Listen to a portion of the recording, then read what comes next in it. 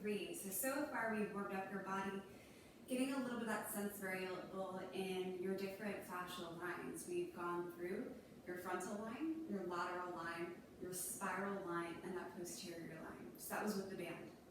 Then we went down into the ground to start loosening up that lower body through our hydration principle. So when you're doing that, it's considered a soak and squeeze principle. When the roller is rolling over one part of your body, it's actually squeezing the blood out of the capillaries. And then when you take the pressure off, new fresh blood comes back in. So that way there can be better efficiency, more flow, because we want to feel nice and bouncy in our body. And that helps ease that tension or helps get it back into our body. So now we're going to the upper part of our body, more into your torso. And we've noticed over the past few weeks that the tension has been shifting. And parts of your body, especially between your scapula, have been talking.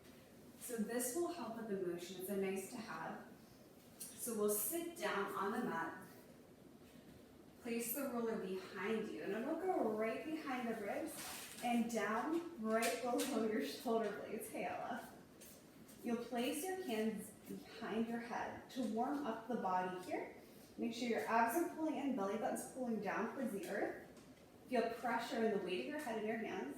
Then just let your body drape over the roller. So this is getting into extension, and specifically what we call thoracic extension because of where your ribs are. The lower back stays stable, then you use your core to come back to the starting position. So we'll still stay to the number 4. You'll inhale. Let just the upper part of your body move right from the rib cage. Lower back stays stable, and then you exhale, come up. This one should feel nice if you're doing it after you rolled out your quads. And 2 more. Inhale. And exhale up. Breath is controlling it, and open up that spine. And then up into your neutral. If you feel like adding on here, you'll go ahead and lift your hips up. You feel pressure between your shoulder blades, and we start to roll with it. So you'll start to use your hamstrings to pull your body towards your heels. The roller will travel towards your head, but we don't roll over the neck. Then you drive through your feet to create the sensation and the motion of the roller so it slides down your shoulder blades. So you'll do a few here. You'll bend your knees, hamstring curl, to allow the roller to move so it's moving up towards your neck, but not over. And then press back. 2 more. We'll stick with the number 4. And then the next one, you'll pause halfway in between those 2 ranges, so it's directly over the shoulder blades. And you'll do a lateral flexion. So we're changing the angle to get even deeper into your muscles and into the fascia. Because we know your body doesn't just move in one line. It moves in multiple planes of motion, and it absorbs multiple forces. Then all the way in, and we'll end with 4 here.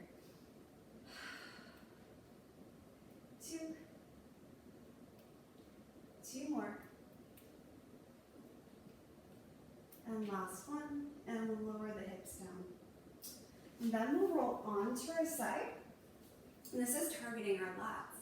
So our lats do a lot of work throughout our day, and here is where they interconnect with 3 different muscles. So use caution when you get here. I know it might be more tender than you're expecting it to be. Usually that's the response that I have from clients that I'm working with, and every day when I try it on my own body. So we'll place the roller, you'll find your shoulder blade, and you'll find the bottom tip of your shoulder blade. You'll trace your fingers so it's directly under your armpit, and that's a good place to start. Everybody's a little bit different. Everyone's gone through different motions in their life, done different sports, gone on different adventures. So here, take some time to find the right area. You'll lay down on your side. We'll start with the bottom arm bent so that way your head's supported. And you'll kind of just roll towards the back and roll towards the front to see if you find an area that talks a little bit more. Or you could also slide your body up and slide your body down. Once you find that area, you'll stay over the area, and we'll actually start with a cross friction massage here. So you'll roll your body, that quarter turn down, and then roll up towards the ceiling and go slow. If this part's tight, you'll feel tension throughout your shoulders and your pecs, and they might click or trickle up towards your neck. And then roll up. And this is an area as well, after you're flying or driving, you probably want to give some love and attention. And 2 more. And inhale. And last one. Okay, so upgrade. Only if you feel comfortable. You can lift up that bottom arm and you'll sweep up forward. So we know that our shoulder is this ball and socket joint. It has a lot of range of motion. So we want to teach our body how to move properly in those motions, how to give it that openness it needs in the muscles to be able to move freely. So we're waking everything back up. And lower the elbow down. Lift your body up, take the roller away, and you can go ahead and do the same thing on the other side.